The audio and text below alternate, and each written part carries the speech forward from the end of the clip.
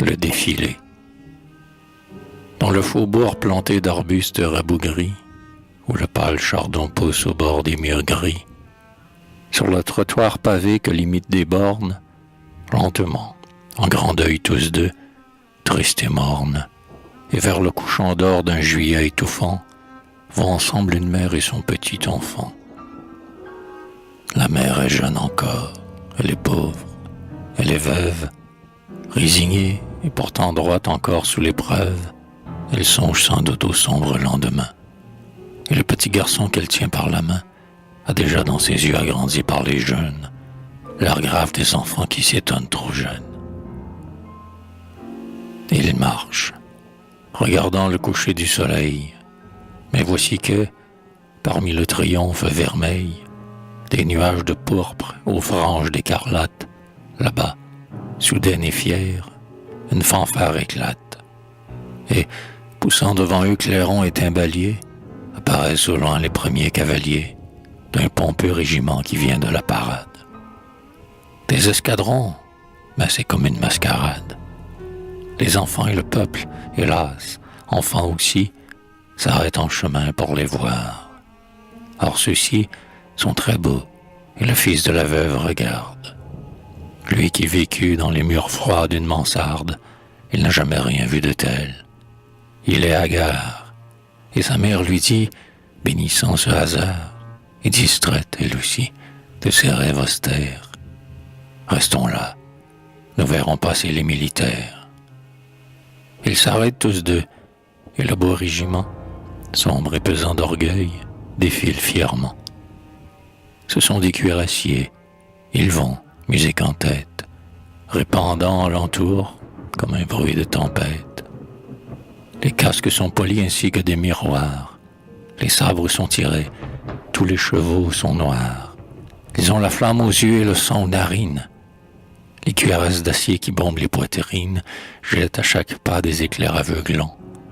Et les lourds escadrons, impassibles et lents, se succèdent au pas, allant de gauche à droite, avec leurs officiers dans la distance étroite, si bien que le passant, sur la route arrêtée, cependant qu'il peut voir s'éloigner d'un côté, des croupes de chevaux et des dos de cuirasses, voit de l'autre, marchant de tout près sur leurs traces, s'avancer, alignés comme par deux niveaux, des casques de soldats et des fronts de chevaux.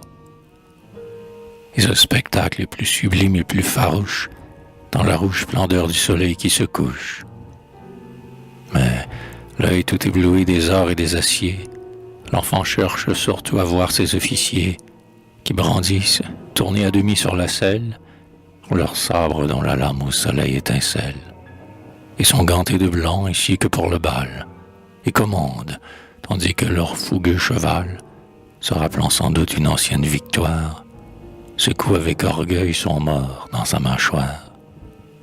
Et plus que tout cela l'enfant admire encore, le plus jeune, qui n'a qu'une aiguillette d'or, et marche dans les rangs ainsi qu'une recrue, mais qui semble toujours à la foule courue, le plus heureux, le plus superbe et le plus beau, car il porte les plis somptueux du drapeau. Le régiment défile, et l'enfant s'extasie. Craintif et se tenant la jupe saisie de sa mère, il admire, avide et stupéfait, et tremble.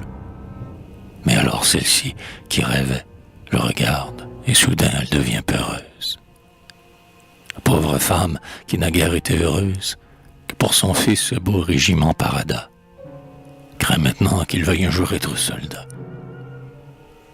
Et même, bien avant que ce soupçon s'achève, son esprit a conçu l'épouvantable rêve d'un noir champ de bataille où dans les blés versés, sous la lune sinistre, on voit quelques blessés qui, mouillés par le sang et la rosée amère, se traînent sur leurs mains en appelant leur mère, puis qui s'accoudent, puis qui retombent enfin, et, seuls debout alors, des chevaux ayant faim, qui, baissant vers le sol leur long museau avide, broutent le gazon noir entre les morts livides.